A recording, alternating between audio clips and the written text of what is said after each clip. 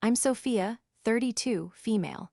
I live in a moderately sized city with my husband, Daniel, in a home we've spent the last 5 years turning into our personal sanctuary.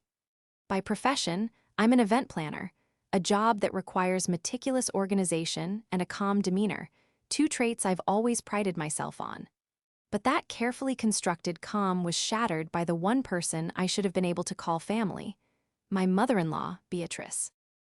This is the story of how her deep-seated toxicity forced my hand, leading to a confrontation that would expose her lies and tear her family apart forever. Before this story unfolds, I'd love to connect with you. Please let me know in the comments where you're watching from and what time it is in your corner of the world. It's amazing to see how far these stories can travel. For the 10 years I had known Beatrice, she wore a smile that never quite reached her eyes. It was a polished, practiced expression, the kind she had likely perfected during her long tenure as the headmistress of a prestigious private school. It was a smile that conveyed authority, not warmth, judgment, not affection. It was the smile of a snake, beautiful and mesmerizing right before it strikes. My husband, Daniel, her only child, saw it as a sign of his mother's refined composure. I saw it as a warning. Our relationship, Beatrice's and mine, was a case study in passive aggression. She never overtly criticized me, not in the early years. Instead, her disapproval came in carefully wrapped packages, delivered with that unnerving smile. When Daniel and I bought our first home, a charming fixer-upper, Beatrice toured it with a look of faint pity. "Oh, Sophia," she had sighed, running a manicured finger along a dusty windowsill. "You have so much potential to work with." It takes a certain kind of bravery to take on a project of this magnitude. It wasn't a compliment. It was a suggestion that I was in over my head, that I was dragging her brilliant son into a life of needless struggle. Her gifts were another weapon. For my birthday one year, she gave me a subscription to a series of intense online cooking courses. "I know how much Daniel misses a home-cooked meal," she'd said, patting my hand. "And you're always so busy with your events. I thought this might help you find a better balance." The implication was clear. I was failing as a wife. I was the career-obsessed woman who couldn't even manage to feed her husband properly. Daniel, of course, was oblivious. He saw a thoughtful gift. I saw a meticulously crafted insult. He worked as a financial analyst, a world of numbers and logic, and he often missed the emotional subtext that Beatrice communicated so fluently. He loved his mother, and his love was a blindfold. His father, Richard, a retired surgeon, was a different story. He was a quiet, observant man who seemed to have retreated into a world of history books and classical music. He was kind to me in his own distant way, but he never intervened. He was a professional pacifist in the Cold War that was his own home. He had spent a career making life-or-death decisions in the operating room, and it seemed he had used up all his capacity for confrontation. He floated through family gatherings like a ghost, offering a polite nod here, a quiet chuckle there, but never, ever rocking the boat. He saw what Beatrice was doing. I was sure of it. I saw it in the brief, pained glances he would send my way when she landed a particularly sharp verbal jab. But he was a man who had chosen peace over justice, and his silence was a form of permission. My only true ally was my sister, Chloe. A corporate lawyer, Chloe was everything Beatrice wasn't: direct, fiercely loyal, and emotionally transparent. She saw Beatrice for exactly what she was from our very first meeting. "That woman," Chloe had muttered to me after a particularly tense Christmas dinner years ago, "is a predator who cloaks herself in pearls and cashmere." Chloe's legal mind could dissect Beatrice's manipulative language with surgical precision, revealing the hidden clauses and malicious intent. She was my anchor, the one person who confirmed I wasn't crazy, that the subtle poisons Beatrice administered were real. The tension had been escalating for years, but it had reached a new peak recently. Daniel had been promoted to a senior position at his firm, a huge achievement we had celebrated with a weekend getaway. When we returned, we had dinner with his parents to share the good news. Beatrice had listened with her signature smile and then said, "Daniel, that's wonderful. Your father and I are so proud. It must be a relief for you, Sophia, knowing he has such a stable, high-earning career." It gives you the freedom to pursue your little party planning hobby without any real pressure. The words, little party planning hobby, echoed in my head for days. I had built my business from scratch. I managed six-figure budgets, negotiated with dozens of vendors, and orchestrated massive events for major corporate clients. It was a high-stress, high-stakes career that I excelled at. To hear her dismiss it so casually, so condescendingly in front of my husband was infuriating. Daniel, high on his own success, just laughed. "Mom, Sophia's a powerhouse. She does more than just plan parties." But he didn't grasp the venom in her tone.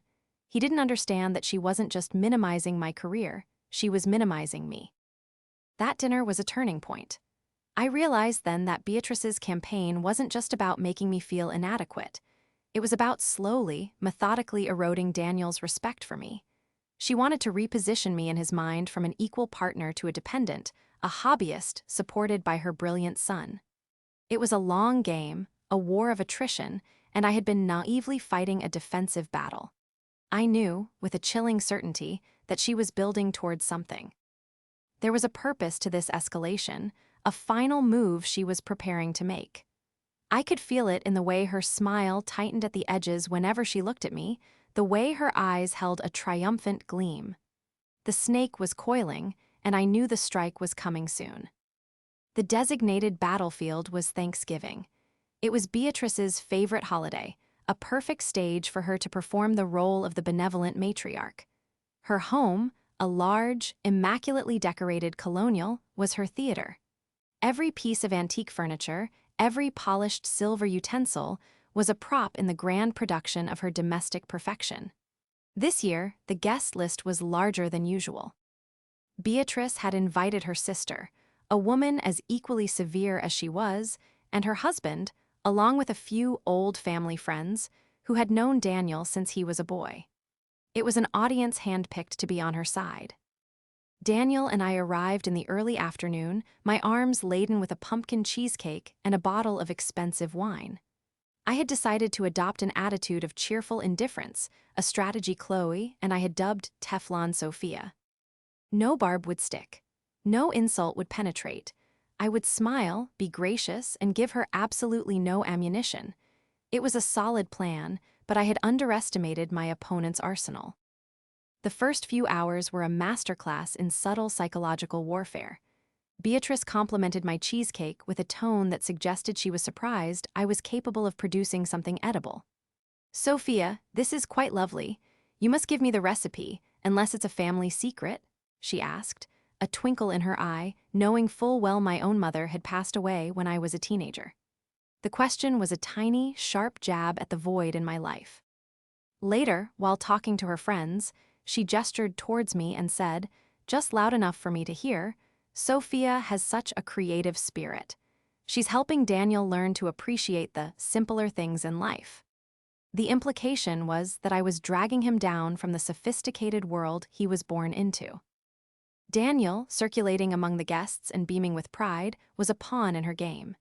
He saw his mother being inclusive, making conversation.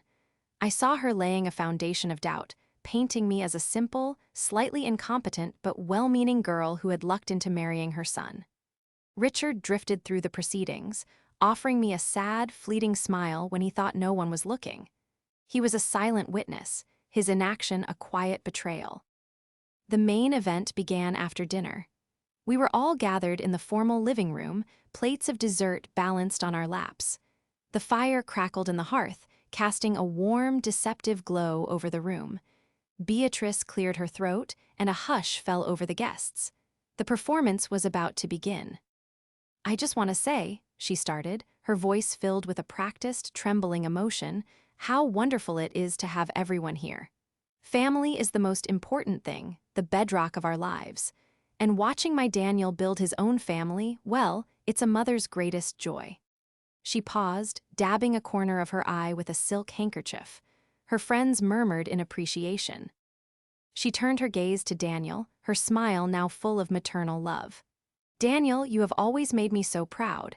You are intelligent, successful, and you have such a good heart." Then her eyes shifted to me. The warmth vanished, replaced by a look of grave concern. The smile remained, but it was now a surgeon's smile, right before the first incision. "Which is why," she continued, her voice dropping to a serious, conspiratorial tone, "it has been so painful for me to watch you struggle lately. To see you so burdened." A confused silence filled the room. Daniel frowned. "Burdened? Mom, what are you talking about? Things are great." Beatrice shook her head sadly. "Oh, honey, you're so loyal. You always try to protect the people you love. But I'm your mother, I see the truth." She turned to the assembled guests. "Daniel has been under so much PR. Escher, not just at work but at home. He's been shouldering so much financially." My blood ran cold. I knew where this was going. "Sophia," Beatrice said, her voice now dripping with false sympathy, "we all know your event business has been slow. It's nothing to be ashamed of. These creative ventures are often difficult to get off the ground." I stared at her, my mouth suddenly dry. My business was thriving. I had just landed my biggest client yet, a contract worth more than Daniel's annual bonus. We had just discussed it last week. How could she lie so brazenly? "And with your spending habits," she added, delivering the killing blow. "The constant redecorating, the expensive trips you plan, I know you mean well, dear, but it's put a tremendous financial strain on Daniel.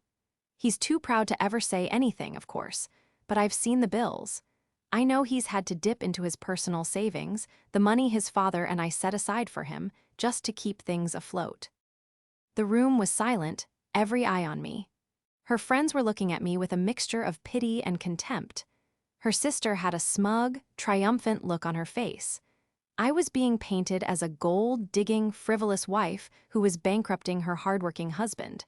It was a character assassination, executed with flawless precision in front of a captive audience. I looked at Daniel. He was staring at his mother, his face a mask of disbelief and confusion. "Mom, that's not true," he stammered. "Sophia's business is doing better than ever, and we manage our finances together. What bills are you talking about?" Beatrice let out a soft, mournful sigh. "Oh, my sweet, naive boy," she said, reaching out to touch his arm. "She has you so completely fooled. I was just trying to protect you." I felt a surge of white-hot rage. I opened my mouth to defend myself, to list my clients, my contracts, my income. But I stopped. I looked at the faces of her friends, already convinced of my guilt. I looked at Richard, who was staring intently at his dessert plate. And I looked at Daniel, who, despite his words, now had a flicker of doubt in his eyes. His mother had been the most reliable source of truth his entire life. She had just planted a seed of poison, and in that moment, I could see it starting to take root. Fighting her here in her arena on her terms would be a mistake. I would sound hysterical, defensive, and guilty. She had planned this perfectly. She had won this battle. I stood up, my body trembling with a mixture of fury and humiliation. "Excuse me," I whispered, my voice barely audible. "I don't feel well." I fled the room, the sound of Beatrice's soft, concerned murmuring following me down the hall.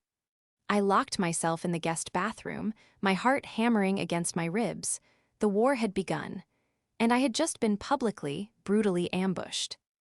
The drive home was a cocoon of tense, suffocating silence. Daniel kept glancing at me, his brow furrowed with concern, but he didn't speak. He didn't know what to say. His mother had just detonated a bomb in the middle of our lives, and we were both reeling from the blast. For my part, I couldn't speak. The fury and humiliation had cooled into a hard, cold knot in my stomach. Words felt useless. What could I say that would compete with the lifetime of trust he had in his mother? She had accused me of being a liar and a leech. Anything I said in my defense would sound like the desperate protests of a guilty woman. When we got home, I went straight to our bedroom and closed the door. I needed space to breathe, to think. I sank onto the edge of the bed, the events of the evening replaying in my mind like a horror film. Her feigned concern, the pitying looks from her friends, the flicker of doubt in Daniel's eyes, it was a perfectly orchestrated nightmare. I pulled my phone from my purse, my hand still shaking. I'm an event planner. My phone is my life. I use the voice memo app constantly. It's quicker than typing. I record everything from client notes and vendor confirmations to creative brainstorming sessions and to-do lists for myself. Earlier that day, before the chaos, I had been in my car doing a final check-in call with a difficult floral vendor for a wedding I was managing. It was a complex order, and to ensure I didn't miss a single detail of their excuses for a potential delay, I had hit record. The call had lasted about 15 minutes. After it ended, I had tossed the phone into my purse and forgotten to stop the recording. My purse had been sitting on a side table in the hallway of Beatrice's house all evening, just outside the living room where the ambush took place. My phone had been silently recording for hours. My initial impulse was just to delete the file. It was probably 5 hours of muffled party sounds, a massive, useless audio file, but something stopped me. A faint curiosity, maybe. A masochistic need to hear the assassination again? I don't know. I put in my earbuds, not wanting Danny. Elta over here and found the file. It was timestamped from that afternoon. I hit play. The first 15 minutes were, as expected, my call with the florist. Then silence. Then the muffled sounds of our arrival. I could hear my own voice, artificially bright, offering Beatrice the cheesecake. I heard her condescending reply. The audio quality wasn't perfect, but it was surprisingly clear. My phone's microphone was sensitive.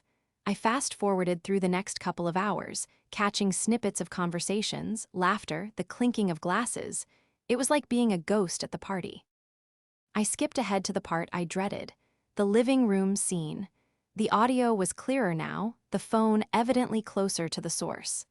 I heard Beatrice's speech, her voice trembling with that false emotion. I heard Daniel's confusion. I heard my own whispered excuse as I fled the room. Then, I heard the door to the guest bathroom click shut. I was about to stop the recording, unable to listen to any more. But I kept it playing. I heard the sympathetic murmurs of Beatrice's friends. And then, I heard her voice, no longer trembling, but crisp and triumphant. "Well," she said, with a sigh that was pure satisfaction. That was easier than I expected. She didn't even put up a fight. Her sister, whose name was Patricia, chuckled. She was stunned. "You played that perfectly, B." The concerned mother, worried about her son's finances, it was a masterpiece. My heart stopped. I sat up straight, gripping my phone tightly. "She has him wrapped around her little finger," Beatrice continued, her voice now laced with a venom that was shockingly raw. "This business of hers is a joke. It's just an excuse for her to feel important. Daniel is the real prize, and she knows it. He's a good boy, but he's soft. He doesn't see that she's been slowly isolating him, making him dependent on her validation. I had to do something drastic to open his eyes." Richard's voice, barely a murmur, cut in. "Beatrice, that was cruel. You fabricated those financial claims. You know they just got that new contract." "Oh, Richard, don't be so naive," she snapped, all pretense of the gentle matriarch gone. "Facts are irrelevant. Perception is everything. I needed to create a narrative that would make Daniel question her. I needed to paint her as a liability, not a partner. I saw some credit card statements for her business expenses on the counter last time I was over. A few thousand for flowers, venue deposits, it was easy to twist. In the minds of our friends, she is now a spendthrift. In Daniel's mind, a seed of doubt has been planted. Is his wife really as successful as she claims, or is she hiding debt? He'll start looking at her differently now. He'll start seeing the cracks." I felt the air leave my lungs. It was all there. A full confession. The motive, the method, the utter, chilling lack of remorse. She wasn't just trying to make me look bad. She was systematically trying to destroy my husband's faith in me, using lies she had constructed from stolen glimpses of my business receipts. Patricia spoke again. "What if Daniel defends her? He seemed to." "He will at first," Beatrice said confidently. "But it won't last. The doubt will fester. He loves me. He trusts me. Sophia is just a phase, an unfortunate detour. He will come back. A son always comes back to his mother. I just had to remind him where his true loyalties lie." I ripped the earbuds out of my ears, my hands shaking so violently I almost dropped the phone. The room was spinning. This was worse than I could have ever imagined. It wasn't just passive aggression or jealousy. It was a calculated, long-term campaign to dismantle my marriage and reclaim her son, waged with a sociopathic level of manipulation and deceit. She had called me a snake, but she was the one with the venom, and I was holding it right there in a 5-hour audio file on my phone. The lie I accidentally recorded wasn't just a lie, it was a declaration of war, and it had just become the weapon that would change everything. For 2 days, I was a ghost in my own home. I moved through the rooms, performed the motions of daily life, but my mind was elsewhere, trapped in a loop with Beatrice's venomous words. Daniel tried to talk to me, his face etched with worry. He apologized for his mother's behavior, assuring me he didn't believe a word she said. But the apology felt hollow, incomplete. He was apologizing for her cruel words, for her misunderstanding.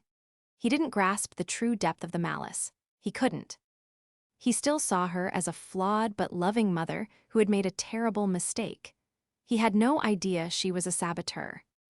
I didn't play him the recording. Not yet.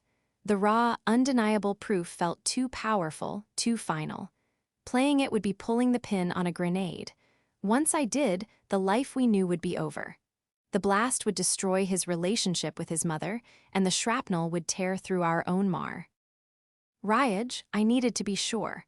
I needed more than just this one recording. I needed to understand the full scope of her deception.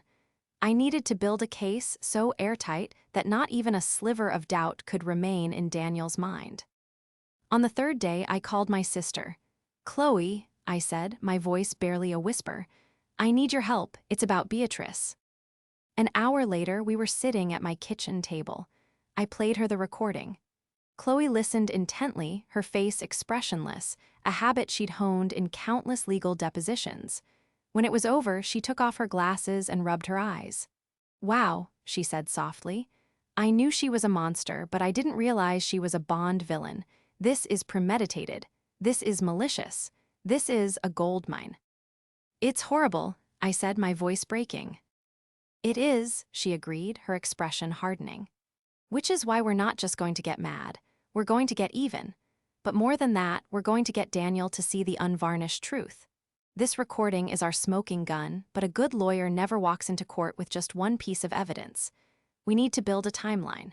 We need to corroborate. We need to dig up every instance of her helping or advising over the past 10 years and re-examine it through this new lens." And so began our investigation. For the next week, my home became a war room. Chloe, with her lawyerly precision, set up a whiteboard in my home office. At the top, she wrote Operation Unmask. It sounds dramatic, but it was exactly what we were doing. We were stripping away the mask of the loving matriarch to reveal the master manipulator underneath. We started with my career. I remembered Beatrice's constant, subtle digs. Chloe made me go through my old emails and calendars. We found an email from 5 years ago. I had been offered a fantastic job at a top-tier event planning firm in another city. It would have been a huge step up, but it would have meant relocating. Daniel had been open to it, excited even. I remembered Beatrice's reaction.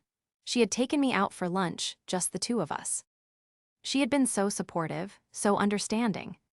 "Sophia, this is a wonderful opportunity," she had said. "But think about Daniel. His career is just taking off here. Moving now could set him back years. And his father and I aren't getting any younger. He would be racked with guilt if something happened, and he was halfway across the country." She had framed it as a selfless act of love for Daniel, a sacrifice I would be making for the good of his career and his family. I turned down the job. Now Chloe and I looked at the facts. Daniel's company had an office in that city. A transfer would have been easy. Richard had been in perfect health. It was a lie wrapped in concern. She hadn't been protecting Daniel's career. She had been protecting her proximity to him, her control over him. On the whiteboard, Chloe wrote, "Job offer sabotage 5 years ago." Next, we tackled our finances. Beatrice's Thanksgiving ambush was predicated on the lie that I was a spendthrift.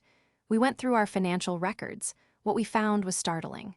For years, Daniel had been making regular, small transfers to a separate account. When I asked him about it, he'd been vague.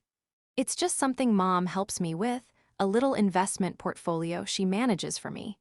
It's old family money. With a sick feeling in my stomach, I called my father-in-law, Richard. I chose a time when I knew Beatrice would be at her weekly book club. I was direct. "Richard," I said, "I need to know about the investment account Beatrice manages for Daniel." There was a long pause, then a heavy sigh. "Sophia," he said, his voice weary. She told him it was an investment. It's not. It's just a high-interest savings account. She convinced him years ago that he needed to put aside emergency money that you didn't know about. She told him it was to protect him in case his unstable freelance career hit a rough patch or in case the marriage didn't work out. My hand flew to my mouth. For years, Beatrice had been encouraging my husband to secretly funnel money into an account she controlled, a divorce fund disguised as an investment. She had been planting the seeds of our marriage's demise from the very beginning. On the whiteboard, Chloe wrote, "Secret bank account ongoing." The final piece was the most personal. 2 years ago, Daniel and I had gone through a rough patch. A project of his had failed, and he'd been depressed and withdrawn. We were fighting a lot. We had considered therapy.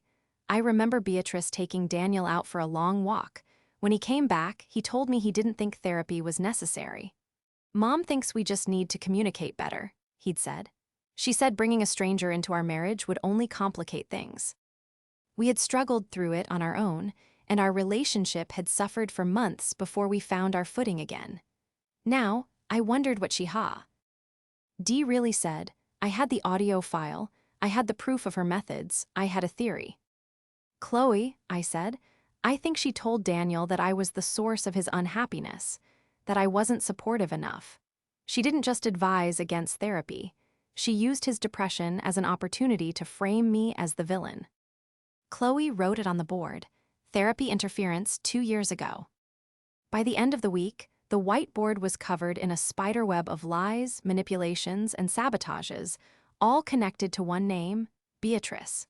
It was a decade of deceit, a pattern of systematic interference designed to isolate her son and undermine his marriage. The Thanksgiving ambush wasn't a one-time event. It was the culmination of her life's work. I looked at the board, at the cold, hard facts we had unearthed. The grief and confusion I had been feeling were replaced by a chilling clarity. My anger was no longer hot and explosive. It was cold and sharp, like a shard of ice. This was not just an attack on me. It was an attack on my husband, on our life together, on the very idea of our love. Chloe put her hand on my shoulder. "Now you have more than a smoking gun," she said. "You have a full ballistics report. The question is, what are you going to do with it?" I looked at the whiteboard, at the title Operation Unmask. The name was no longer a joke. It was a mission statement.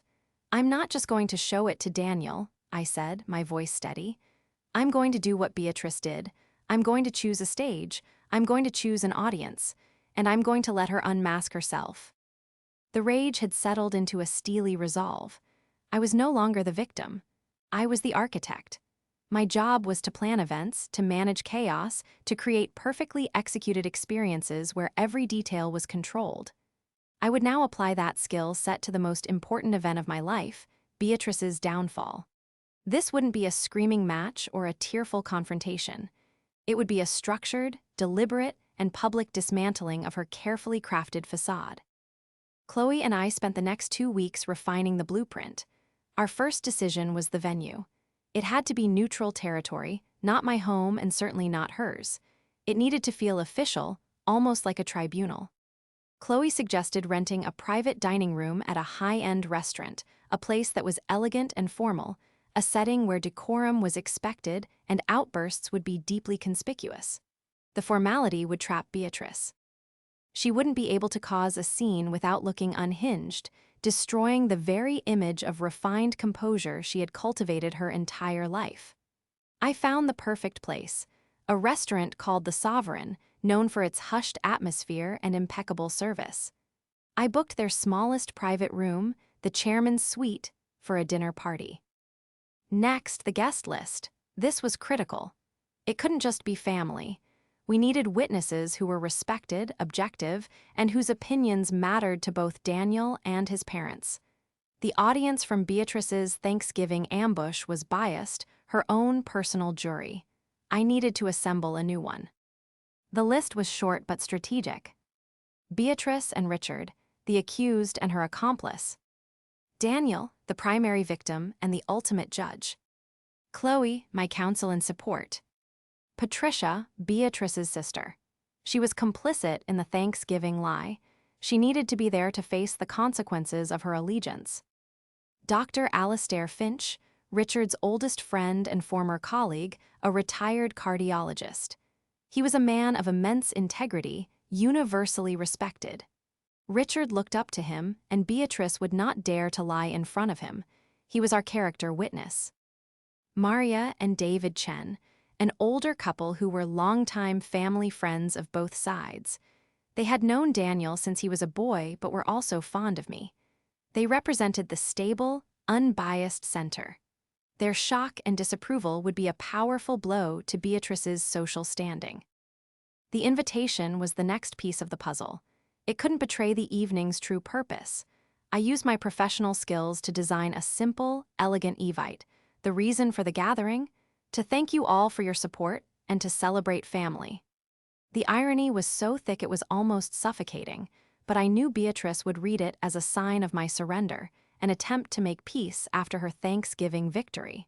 Her ego would ensure her attendance. She would come expecting to see a defeated daughter-in-law, ready to grovel. The final element, the centerpiece of the evening, was the evidence. We had the audio recording, which Chloe had cleaned up, isolating the key conversations into a single, damning 10-minute track. We also had the evidence from our investigation. Chloe prepared a small, discreet folder for each guest.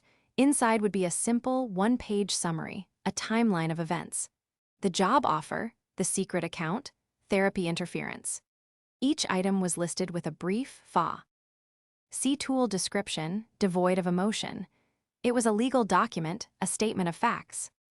My role was to be calm, composed, and in control. I would not be the hysterical, emotional woman Beatrice had painted me as. I would be the CEO of this meeting, the event planner running her most critical program. I practiced what I was going to say over and over, refining the words until they were precise and clinical. Daniel was the biggest variable. He knew I was planning a peacemaking dinner. He was relieved, thinking I was ready to move on. "I'm so glad you're doing this, Soph," he said, kissing my forehead. "I know Mom went too far. This will be a good way to clear the air." The guilt I felt for deceiving him was immense, but it was a necessary evil. If I had told him the truth beforehand, he would have tried to stop me, to handle it privately, which meant another conversation where Beatrice could twist words and manipulate emotions. He needed to see her unmasked in a way that was undeniable. The day of the dinner, I was a bundle of nerves, but on the outside, I was a picture of calm. I chose my outfit carefully, a simple, elegant navy blue dress. It was professional, serious, and understated. I looked like a woman who meant business. Chloe and I arrived at the restaurant an hour early. We checked the room, the table setting, and most importantly, the small, high-quality Bluetooth speaker I had brought. I placed it discreetly in the center of the table, hidden behind the floral arrangement. We placed the sealed, named folders at each seat. As I stood in the quiet, perfectly set room, a wave of fear washed over me. What if this backfired? What if Daniel hated me for it? What if it destroyed everything? Chloe must have seen the doubt on my face. She put her hands on my shoulders. "Remember why you're doing this, Sophia. This isn't just about revenge. This is about truth. You are not destroying your marriage. You are trying to save it from a poison that has been slowly killing it for a decade. You are giving Daniel the antidote. It might taste bitter, but it will heal him." Her words strengthened my resolve. She was right. This wasn't an act of destruction. It was an act of salvation. I took a deep breath, straightened my dress, and put on the calm, pleasant smile of a professional event planner. The guests would be arriving soon. The event was about to begin. The blueprint was complete. It was time for the execution. The guests arrived in small groups, filling the private dining room with polite chatter.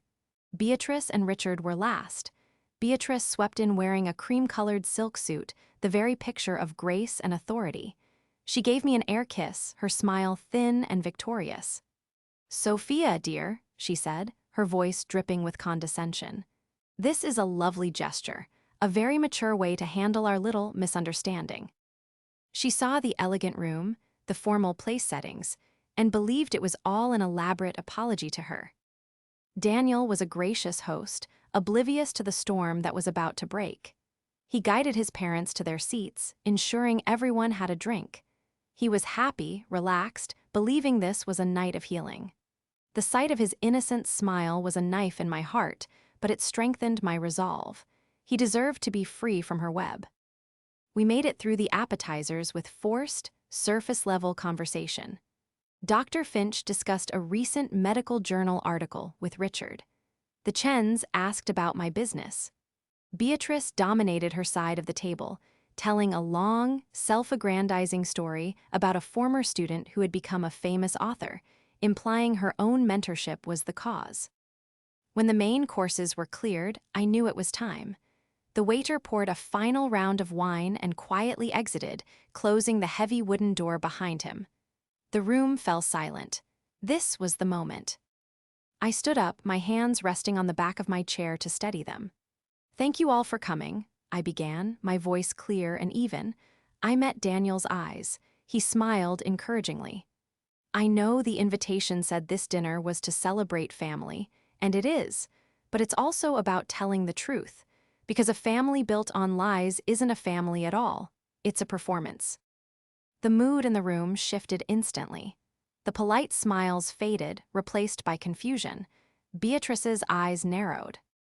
"For 10 years," I continued, my gaze fixed on her, "I have been the subject of a quiet, relentless campaign of manipulation and sabotage. I've been made to feel inadequate, incompetent, and unstable. I was led to believe this was my own insecurity, that I was misinterpreting things. But I was not." Daniel started to speak. "Sophia, what is this?" "Let me finish, Daniel," I said gently, but with an authority that made him pause. "At Thanksgiving, Beatrice staged a public ambush. She accused me of being a financial drain on our marriage, of being a liar.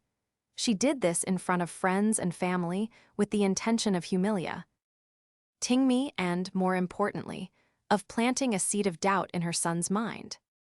Beatrice scoffed, placing her hand on her chest in a gesture of wounded innocence. "Sophia, this is outrageous. I was concerned, that's all. I have apologized for any hurt feelings. To rehash it like this is deeply inappropriate." "The only thing that is inappropriate," I said, my voice like ice, "is your behavior. You weren't concerned, Beatrice, you were triumphant, and I have proof." I reached into my clutch, took out my phone, and tapped the screen. A moment later, Beatrice's own voice filled the silent room from the speaker on the table. Well, that was easier than I expected. She didn't even put up a fight. Beatrice froze, her wine glass halfway to her lips. Her face went pale. Richard stared at his plate, his entire body rigid. The recording continued. Patricia's voice, then Beatrice's, laying out her entire strategy in her own chilling words. "Facts are irrelevant. Perception is everything. I needed to create a narrative that would make Daniel question her. He'll start seeing the cracks. A son always comes back to his mother." The 10-minute track played out in its entirety. No one moved. No one spoke. The only sound was Beatrice's voice, stripped of all its charm, revealing the raw, ugly mechanics of her deceit. When it ended, the silence was deafening. It was heavier, more profound than any sound could ever be. I looked at Daniel. His face was ashen. His eyes were wide with a dawning, horrified understanding. He was staring at his mother not with confusion, but with utter revulsion. He was finally seeing her, not as his mother, but as the saboteur she was. Beatrice tried to recover. That's been edited. It's taken out of context. Sophia, you twisted my words." "Did I?" I asked calmly. I gestured to the folders. "Please, everyone, open the folders in front of you." With trembling hands, they opened the sealed envelopes. They read the one-page summary of our findings: the sabotage job offer, the secret divorce fund, the interference with therapy. Each point was a cold, hard nail in her coffin. Dr. Finch put down the paper and looked at Richard. "Is this true, Richard? The account?" Richard wouldn't look up. He just gave a slight, almost imperceptible nod. A gasp went through the room. That single nod was the final betrayal. It was the corroboration from the silent partner. Beatrice looked wildly around the table, searching for an ally, a friendly face, but she found none. The Chens looked at her with undisguised disgust. Dr. Finch's expression was one of profound disappointment. Her own sister, Patricia, stared at her hands, refusing to meet her gaze. Finally, Beatrice's eyes landed on her son. Daniel slowly stood up. He didn't raise his voice. He didn't yell. The cold fury in his tone was far more terrifying than any shouting could have been. "All this time," he said, his voice shaking with a quiet rage, "all these years, you weren't protecting me, you were poisoning me against my own wife." He shook his head, a look of profound, soul-deep disillusionment on his face. "You didn't just lie, Mom, you tried to break us. You used my love for you as a weapon against me." He looked from his mother to his father. "And you," he said to Richard, "you just stood by and watched. You let her do this." Beatrice began to cry, but for the first time, her tears had no effect. They were the cheap theatrics of a performer whose show had been canceled. Daniel pushed his chair back. "I'm done," he said, his voice cracking on the last word. He looked at me, his eyes filled with a universe of pain and apology. "Sophia, let's go home." He took my hand, and we walked out of the room, leaving behind the wreckage of his mother's life, the silence of the judges, and the damning evidence of her decade of deceit still sitting on the polished table. The walk from the private dining room to the restaurant's exit felt like it took an eternity. Every step was heavy with the weight of what we had just done. We didn't speak. We just held hands, my fingers intertwined with Daniel's, a silent affirmation that we were a unit, that we had weathered the blast together. When we stepped out into the cool night air, it felt like surfacing after being underwater for a very long time.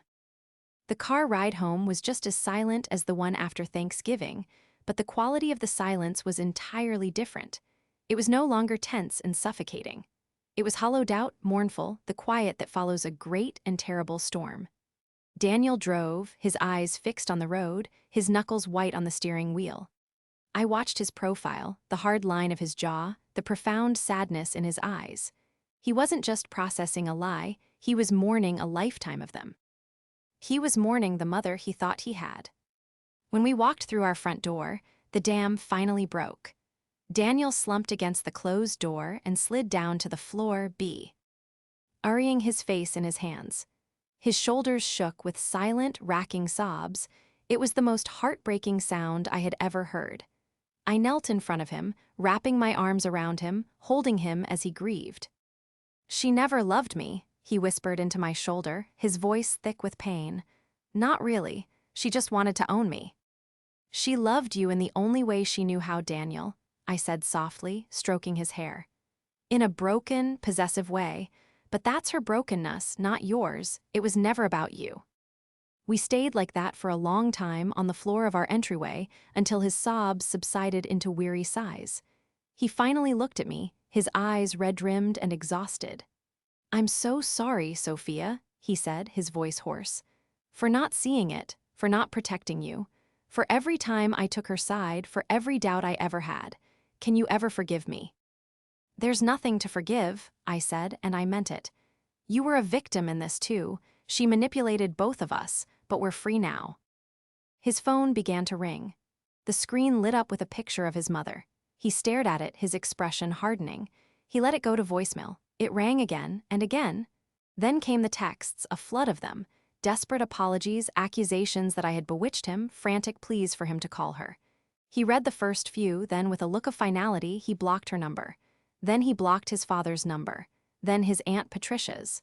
It was a swift, brutal amputation of a toxic limb. The days that followed were quiet and strange. It was like learning to walk again. Daniel took a week off work. We talked for hours, going over the past, connecting the dots that were now so horribly clear. He expressed a deep, gut-wrenching guilt over the secret bank account, which he immediately closed, transferring the full balance into our joint savings. We talked about the job I had turned down, the therapy we had avoided, and for the first time, he saw the pattern, the invisible hand of his mother steering our lives towards a cliff. About a week after the dinner, a letter arrived. It was from Richard. It was handwritten, 4 pages long.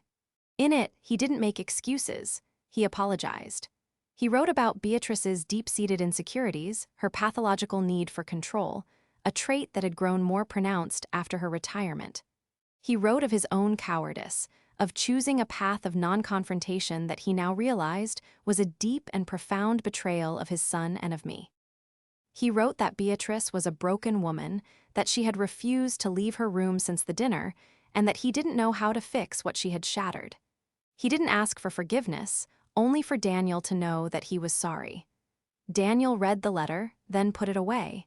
He didn't reply. The fallout with the rest of the family was swift. The Chens called me to express their horror and their unwavering support for us. Dr. Finch called Daniel and told him that while he was saddened by the schism, he understood it completely and respected Daniel's decision. The wall of social respectability that Beatrice had built around herself had crumbled to dust. She had been exposed not to strangers, but to the very people whose opinions she valued most.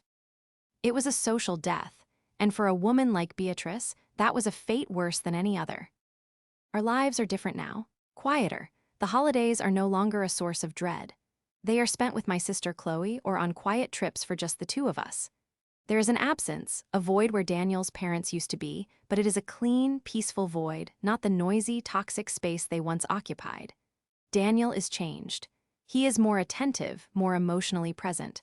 Having the blindfold ripped off has allowed him to see not just his mother's toxicity, but the depth of our own partnership. We are stronger than we have ever been, our foundations rebuilt on a bedrock of hard-won truth. I don't know if Daniel will ever speak to his parents again. Perhaps one day he will find a way to have a relationship with his father. But I know, with absolute certainty, that he will never go back to being Beatrice's son. That boy is gone forever. She destroyed him. Sometimes I feel a pang of something, not pity, but a kind of sad wonder. Beatrice had a son who adored her, a daughter-in-law who tried for a decade to win her approval, a comfortable life, the respect of her community. She had everything. And in a desperate, obsessive attempt to control it all, she set it on fire and lost everything. She tried to ruin my marriage, but in the end, the only thing she truly destroyed was herself.